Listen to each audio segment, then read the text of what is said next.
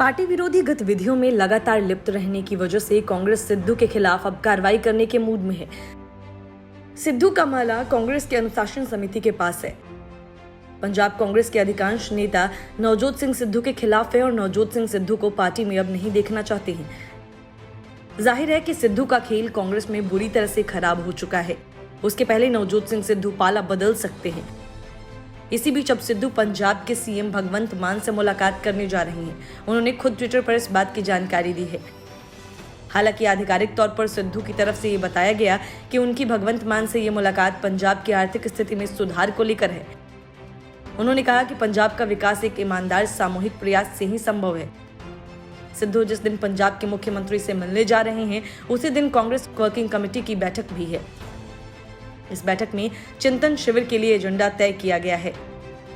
नवजोत सिंह सिद्धू और पंजाब कांग्रेस नेताओं के बीच एक बार फिर सब कुछ ठीक नहीं चल रहा है। सिद्धू के हालिया बयानों से कई नेता उनसे नाराज हैं। कांग्रेस के पंजाब मामलों में प्रभारी हरीश चौधरी ने पार्टी अध्यक्ष सोनिया गांधी को चिट्ठी लिखकर प्रदेश इकाई के पूर्व प्रमुख नवजोत सिंह सिद्धू के खिलाफ अनुशासनात्मक कार्रवाई की मांग की है।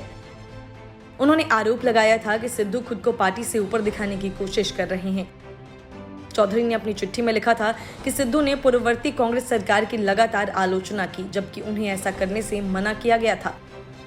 उन्होंने कहा कि अध्यक्ष महोदय, सिद्धू को खुद को पार्टी से ऊपर दिखाने और पार्टी अनुशासन भंग करने के संबंध में दूसरों के लिए उदाहरण बनने की अनुमति नहीं दी जा सकती।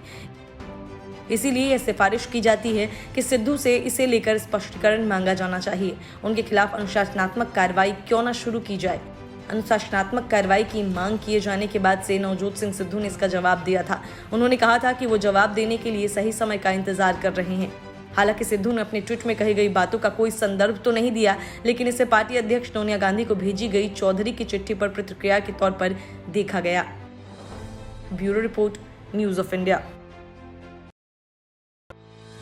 प्रशांत किशोर के सहारे प्रियंका वाड्रा कांग्रेस में बड़ा खेल करने की तैयारी में थी, लेकिन हुआ ऐसा कि न तो प्रियंका वाड्रा की चली और न ही प्रशांत किशोर के 600 स्लाइड का। आखिरकार प्रशांत किशोर बिहार लौट आए और नाराज होकर प्रियंका वाड्रा अमेरिका चली गई।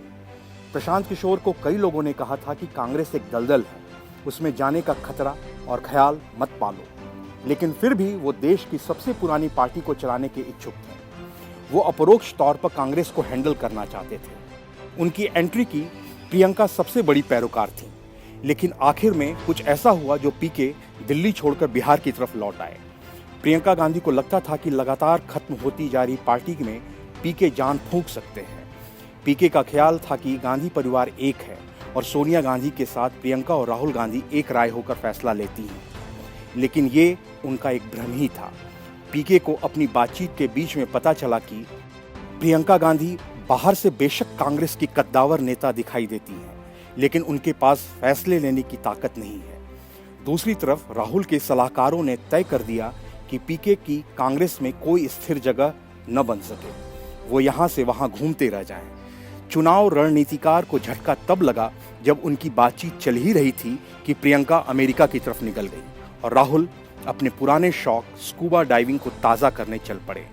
उसके बाद उन्हें नेपाल की शादी में भी शरीक होना था। पीके को बताया गया कि उनकी पक्की जगह कांग्रेस में तभी बन पाएगी जब सितंबर में नया अध्यक्ष काम संभालेगा। उसके बाद पीके के पास सिवाय बिहार की तरफ कूच करने के सिवाय कोई चारा नहीं रहा। अब उनकी योजना राजनीतिक दलों को ताकत देने की बजाय खुद को मजबूत बनाने की है। वो बिहार के लोगों से संवाद की कोशिश में है। बावजूद इसके उन्हें पता है कि लालू नीतीश कच्चे खिलाड़ी नहीं हैं। Bureau report, news of India. बाबा विश्वनाथ की नगरी वाराणसी स्थित काशी विश्वनाथ ज्ञानवापी परिसर के सर्वे को लेकर पूरे देश में माहौल गर्म है।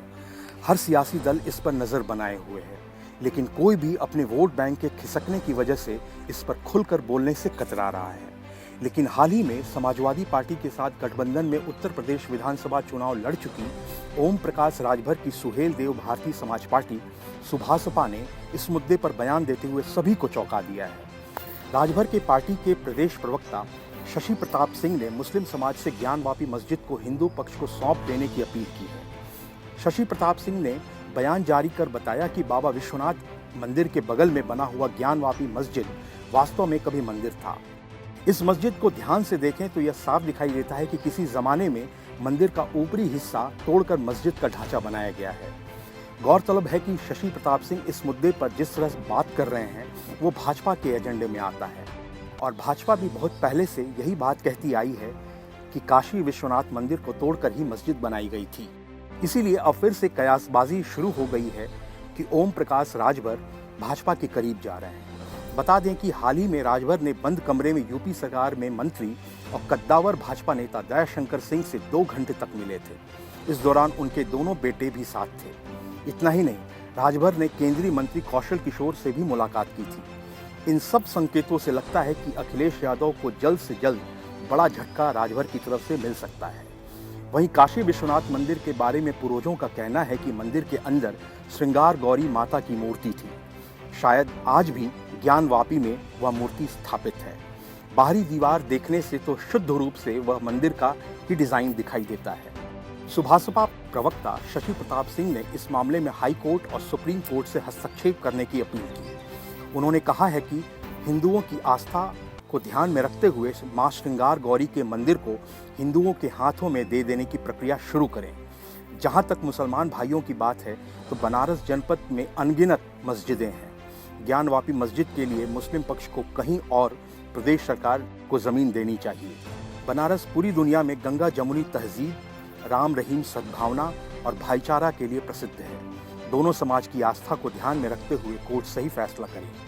उन्होंने आगे कहा कि मुस्लिम भाइयों को जिद छोड़कर ज्ञानवापी मस्जिद के प्रांगण को हिंदू भाइयों को दे देना चाहिए, जिससे बाबा के दरबार को और भी व्यवस्थित और भव्य बनाया जा सके। कोर्ट के आदेश को मानना चाहिए, इसका राजनीतिकरण नहीं होना चाहिए। गौरतलब है कि ज्ञानवापी परिसर स्थित श्रृंगार गौरी में नियमित दर्शन पूजन को लेकर वाराणसी के सिविल जज के आदेश पर सर्वे का कार्य कराया जा रहा है, लेकिन मुस्लिम पक्ष के लोग इस सर्वे का लगातार विरोध कर रहे हैं। इसी शुक्रवार को गहमा-गहमी के बीच 3.25 घंटे की कार्रवाई हो सकी। वहीं अगले दिन मुस्लिम पक्ष के विरोध, बहिष्कार और हंगामे के बीच ज्ञानवापी परिसर में वीडियोग्राफी और सर्वे का काम रोकना पड़ा। परिसर पहुंचे अधिवक्ता आयुक्त और सर्वे टीम के अन्य सदस्यों को परिसर स्थित मस्जिद में प्रवेश नहीं करने दिया गया। टीम बीच में ही काम रोककर बाहर आ गई। यह कार्रवाई 9 मई तक के लिए टाली गई है। Bureau report, news of India. देश की सबसे पुरानी सियासी पार्टी कांग्रेस लगातार चुनाव पर चुनाव हारती जा रही है, चाहे वो केंद्र के चुनाव हो या राज्यों के चुनाव। अगर कुछ अपवादों को छोड़ दिया जाए तो गांधी वाड्रा के नेतृत्व में पार्टी का प्रदर्शन 2014 के बाद से लगातार रसातल में ही जा रहा है। अब कांग्रेस को एक और बड़ा झटका लगा है, जहां उसका 15 साल से अजेय किला ढह गया है। दीव नगर परिषद की सत्ता में पिछले 3 चुनाव से लगातार भाजपा को धूल चटाती आ रही कांग्रेस बुरी तरह से हार चुकी है। वहां उसके लगभग सारे चुने हुए प्रतिनिधि एक ही बार में बीजेपी में शामिल हो गए हैं। दीव नगर परिषद भाजपा के गढ़ कहे जाने वाले गुजरात के बगल का इलाका है, लेकिन यहाँ अब तक भाजपा कुछ खास नहीं कर पा रही थी। पर अब भाजपा ने कांग्रेस के इस मजबूत किले को जीतते हुए इस साल के अंत में गुजरात में होने वाले चुनाव के लिए अपनी तैयारी का बिगुल बजा दिया है। गौरतलब है कि दीव नगर परिषद में अगले महीने ही चुनाव है, लेकिन उससे पहले ही कांग्रेस के अधिकतर पार्षद बीजेपी में चले गए हैं। दादर और नगर हवेली और दमन और दीव प्रशासन की ओर से कांग्रेस शासित दीव नगर परिषद के अध्यक्ष के निलंबन के करीब 6 महीने के भीतर ही पार्टी पूरी तरह से बिखर गई और कांग्रेस के 9 में से 7 पार्षदों ने भाजपा का दामन थाम लिया है। इसके साथ ही कांग्रेस यहां अल्पमत में आ गई है। लगातार 3 बार से चुनाव जीत रही कांग्रेस को चुनावों के कुछ ही महीने पहले पार्टी के पार्षद डूबते जहाज की तरह छोड़कर भाग निकले हैं। दीव गुजरात के ऊना के तट पर स्थित एक छोटा सा नगर निकाय है।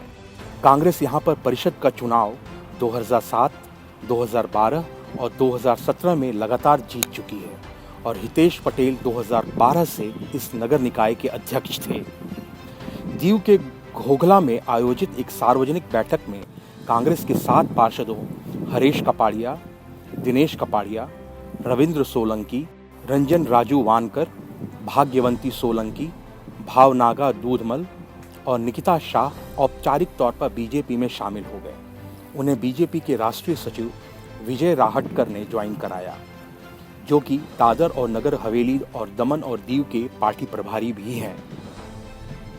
इस महत्वपूर्ण राजनीतिक घटनाक्रम के बारे में राहटकर ने कहा, आज 6 कांग्रेस पार्षद बीजेपी में शामिल हो गए। अब कांग्रेस के पास लगभग कोई पार्षद नहीं बच गया है। ये पार्षद बीजेपी में यशस्वी प्रधानमंत्री नरेंद्र मोदी की विकास की राजनीति को समर्थन देने के लिए शामिल हुए हैं। आज कांग्रेस पूरे देश से गायब हो रही है और दीव से पूरी तरह से गायब हो गई है। उन्होंने कहा कि कांग्रेस के नगर परिषद अध्यक्ष लोगों की उम्मीदों पर नहीं उतर सके और सभी पार्षदों ने बीजेपी का दामन थाम लिया। गौरतलब है कि इस केंद्र शासित प्रदेश के प्रशासक अभी प्रफुल्ल पटेल हैं, जो कि भाजपा नेता रहे हैं और गुजरात में गृह राज्य मंत्री भी रह चुके हैं। साल 2017 के नगर निकाय चुनाव में कांग्रेस ने यहां की 13 में से 10 सीटें जीतकर विजय का डंका बजाया था और बीजेपी सिर्फ 3 सीटें ही जीत पाई थी। लेकिन कांग्रेस के 7 पार्षदों की पार्टी बदलने से सबसे पुराने दल के पास सिर्फ 2 ही पार्षद बच गए हैं, जबकि सदन में भाजपा का आंकड़ा 10 पहुंच गया है और वह बहुमत में आ गई है। अब सदन में सिर्फ हितेश सोलंकी और उनके भाई जितेंद्र सोलंकी ही कांग्रेस का झंडा उठाने वाले रह गए हैं। कांग्रेस के एक और पार्षद मनसुख पटेल का पिछले साल नवंबर में निधन हो गया था। वह इस निकाय के उपाध्यक्ष थे। इस बीच हितेश सोलंकी ने प्रफुल्ल पटेल पर आरोप लगाया है कि उन्हीं के दबाव की वजह से कांग्रेस पार्षदों ने पाला बदला है। बहरहाल, एक तरफ कांग्रेस का शीर्ष नेतृत्व लगातार पार्टी संगठन को मजबूत करने और उसमें जान फूंकने के लिए कोशिशों में जुटा हुआ है, वहीं दूसरी तरफ लगता नहीं कि जमीनी हालात बेहतर हो पा रहे हैं। गुजरात विधानसभा चुनाव के पहले कांग्रेस के लिए यह बहुत बड़ा झटका है। Bureau report, news of India. Delhi के मुख्यमंत्री और आम आदमी पार्टी मुखिया अरविंद केजरीवाल लगातार अपनी पार्टी का विस्तार कर रहे हैं और हर राज्य के विधानसभा चुनाव में उनकी पार्टी चुनाव भी लड़ रही है। लेकिन जैसे जैसे उनकी राजनीतिक महत्वाकांक्षा बढ़ती जा रही है, वैसे वैसे उनके साथ विवादों का नाता भी लगातार बढ़ता जा रहा है। पंजाब चुनाव के वक्त खालिस्तानियों के समर्थन का कथित आरोप उन पर खूब लगा था। अब एक बार फिर से वही आरोप उनके पीछे पड़ चुका है। अलगाववादी समूह सिख फॉर जस्टिस SFJ ने एक वीडियो जारी किया है, जिसमें दावा किया गया है कि धर्मशाला में हिमाचल प्रदेश विधानसभा के बाहर लगाए गए खालिस्तान के झंडे सिख कार्यकर्ताओं के माध्यम से भेजे गए थे। वे कार्यकर्ता मंडी में अरविंद केजरीवाल की जनसभा में भाग लेने के लिए भगवंत मान के साथ गए थे। गौरतलब है कि रविवार सुबह धर्मशाला में हिमाचल प्रदेश विधानसभा के मुख्य द्वार पर और 4 दीवारी पर खालिस्तान के झंडे बंधे मिले थे और दीवारों पर खालिस्तान लिखा था। SFJ के महासचिव गुरपतवंत सिंह पन्नून ने वीडियो में कहा है, चूंकि केजरीवाल और मान ने पंजाब चुनाव के दौरान खालिस्तान के समर्थक सिखों को आम आदमी पार्टी को $60 लाख से अधिक का दान देने का लालच दिया था, इसलिए SFJ खालिस्तान जनमत संग्रह को बढ़ावा देने के लिए मुख्यमंत्री भगवंत मान के करीबी कार्यकर्ताओं का इस्तेमाल करेगा। पन्नून ने आगे कहा, धर्मशाला में खालिस्तान के झंडे मुख्यमंत्री जयराम ठाकुर के लिए एक स्पष्ट संदेश है कि हिमाचल प्रदेश को खालिस्तान जनमत संग्रह के माध्यम से पुनः प्राप्त किया जाएगा और एक बार फिर पंजाब का हिस्सा होगा। SFJ ने घोषणा की है कि जून 2022 में ऑपरेशन ब्लू स्टार के 38वें वर्ष के दौरान खालिस्तान समर्थक समूह हिमाचल प्रदेश में खालिस्तान जनमत संग्रह के लिए मतदान की तारीख की घोषणा करेगा। गौरतलब है कि हिमाचल प्रदेश विधानसभा की दीवारों पर कल धर्मशाला में खालिस्तान के बैनर लगाने के मामले में गुरपतवंत सिंह पन्नून को मुख्य आरोपी बनाया गया है। गुरपतवंत सिंह पन्नून पर सख्त आतंकवादी विरोधी कानून गैर कानूनी गतिविधि रोकथाम अधिनियम के तहत आरोप लगाया गया है। उनके संगठन सिख फॉर जस्टिस को केंद्र द्वारा 2019 में भारत विरोधी गतिविधियों के लिए प्रतिबंधित कर दिया गया था। वहीं सिख फॉर जस्टिस द्वारा 6 जून को खालिस्तान जनमत संग्रह कराने का आह्वान करने के बाद हिमाचल पुलिस ने राज्य में सुरक्षा बढ़ा दी है। अंतरराज्यीय सीमाओं को सील कर दिया गया है और प्रमुख सरकारी भवनों की सुरक्षा बढ़ा दी। Bureau report, news of India. पूरी दिल्ली पर अवैध कब्जा कर रोहिंग्याओं, बांग्लादेशियों और उपद्रवियों का अड्डा बना देने पर तुली राजनीतिक पार्टियों को सुप्रीम कोर्ट ने तगड़ा झटका दे दिया। शाहीन बाग में अवैध निर्माण कर बसाई गई बस्तियों को हटाने के आदेश के खिलाफ CPM की याचिका पर सुनवाई करने से सुप्रीम कोर्ट ने मना कर दिया और साथ में यह भी कह दिया एक राजनीतिक पार्टी क्यों आई है? कोई पीड़ित हो तो हम उसे सुनेंगे। सुप्रीम कोर्ट में इस मामले पर सुनवाई शुरू हुई, मगर सुनवाई शुरू होते ही सुप्रीम कोर्ट ने नाराजगी व्यक्त की। सुप्रीम कोर्ट ने कहा, आखिर राजनीतिक दल इस याचिका को लेकर क्यों आए हैं? सुप्रीम कोर्ट ने कहा कि हम केवल पीड़ित पक्ष की बात सुनेंगे। सुप्रीम कोर्ट ने राजनीतिक दल को हाई कोर्ट जाने का आदेश दिया। याचिका में कहा गया था कि प्राधिकरण झुग्गी बस्तियां ढहाने की योजना बना चुके हैं और अगले हफ्ते में उस पर अमल होने वाला है। याचिका में यह भी उल्लेख है कि इसी हफ्ते 4 मई को संगम विहार में गरीबों की इमारतों पर बुलडोजर चलाया गया। अब शाहीन बाग में भी ऐसा ही करने का ऐलान किया है। सुप्रीम कोर्ट ने जहांगीरपुरी मामले पर जस्टिस राव ने कहा कि मामले में यथास्थिति बरकरार रहेगी। इस मामले पर कोर्ट अब छुट्टियों के बाद सुनवाई करेगा। सुप्रीम कोर्ट ने दक्षिण दिल्ली में शाहीन बाग में अवैध निर्माण कर बसाई गई बस्तियों को हटाने के आदेश के खिलाफ भारतीय कम्युनिस्ट पार्टी मार्क्सवादी यानी सीपीएम की याचिका पर सुनवाई करने से इनकार कर दिया। कोर्ट ने कहा कि राजनीतिक दल की याचिका पर हम सुनवाई नहीं करेंगे, आप हाईकोर्ट जाइए। सुप्रीम कोर्ट से सीपीआई ने अपील किया कि 2 दिनों का वक्त दिया जाए और 2 दिनों तक बुलडोजर नहीं चलने दें। याचिका पर सुनवाई के दौरान सुप्रीम कोर्ट ने कहा कि हम लोगों की जीविका को प्रोटेक्ट करना चाहते हैं, मगर इस तरह से नहीं। सुप्रीम कोर्ट ने कहा कि यह टू मच है कि एक राजनीतिक पार्टी याचिका दाखिल कर रही है। शाहीन बाग में बुलडोजर चलेगा। इस पर सीपीएम के वकील ने कहा कि अगर फुटपाथ पर कार्रवाई करनी है तो बुलडोजर क्यों लाए जा रहे हैं। इसके बाद सीपीएम ने अपनी याचिका वापस ले ली। शाहीन बाग में अतिक्रमण हटाने के मसले पर सुप्रीम कोर्ट ने कहा कि अगर सड़कों से अतिक्रमण को हटाया जा रहा है तो हम इसमें कोई दखल नहीं देंगे। Bureau report, news of India.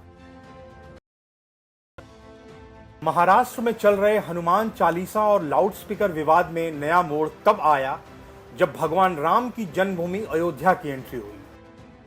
Maharashtra Navnirman सेना मनसे प्रमुख राज ठाकरे से लेकर सीएम उद्धव ठाकरे के बेटे और मंत्री आदित्य ठाकरे के बीच अयोध्या जाने की होड़ सी लग गई। लेकिन राज ठाकरे के लिए मामला थोड़ा पेचीदा हो गया जब उत्तर प्रदेश के कैसरगंज से सांसद ब्रजभूषण शरण सिंह ने उनके खिलाफ मोर्चा खोल दिया। ब्रजभूषण शरण सिंह का कहना था कि राज ठाकरे ने हमेशा उत्तर भारतीयों का अपमान किया और उन्हें मुंबई से भगाया है, इसलिए उनका अयोध्या आने का विरोध किया जाएगा। उन्होंने कहा था कि चाहे कुछ भी हो जाए लेकिन राज ठाकरे को अयोध्या नहीं आने देंगे। अब अपने ताजा हमले में ब्रजभूषण शरण सिंह ने राज ठाकरे को काल नेमी और दुष्ट बताते हुए मंच से चैलेंज देते हुए कहा कि राज ठाकरे को अयोध्या में घुसने नहीं दूंगा। उन्होंने कहा कि राज ठाकरे हिंदूवादी नहीं काल नेमी है। राज ठाकरे पर निशाना साधते हुए ब्रजभूषण शरण सिंह ने कहा कि उत्तर भारतीयों से माफी मांगो फिर अयोध्या आओ, वरना यूपी में घुसने नहीं दूंगा। राज ठाकरे ने हमेशा उत्तर भारतीयों के खिलाफ बोला है, उन्हें मारा है। अब अचानक इनका रूप परिवर्तन हो गया है काल नेमी की तरह और ये अयोध्या दर्शन करने के लिए आना चाहते हैं। इनकी गुंडागर्दी अब हम देखेंगे। भाजपा सांसद ने कहा कि बहुत बड़ा आंदोलन होगा। मैं किसी भी कीमत पर राज ठाकरे को लखनऊ एयरपोर्ट से बाहर नहीं आने दूंगा। सड़क, रेल सब घिरे रहेंगे। उन्होंने अपने कार्यकर्ताओं को शपथ दिलाते हुए कहा कि हम भगवान राम की सौगंध खाते हैं कि राज ठाकरे को अयोध्या में नहीं आने देंगे। उन्होंने कहा कि महाराष्ट्र में उत्तर भारतीयों को अपमानित करने वाले राज ठाकरे जब तक हाथ जोड़कर माफी नहीं मांगते तो लाखों की संख्या में लोग 5 जून को सड़क पर उतरकर उन्हें अयोध्या में घुसने नहीं देंगे। इसके लिए मैंने जगह जगह तैयारी शुरू कर दी है। बता दें कि कैसरगंज लोकसभा क्षेत्र के शरण सिंह ने आगामी 5 जून को क्षेत्र के लोगों को अयोध्या पहुंचने की अपील की है। उन्होंने उत्तर भारतीयों को भगवान राम का वंशज बताते हुए कहा कि उत्तर भारतीयों का अपमान भगवान राम का अपमान है।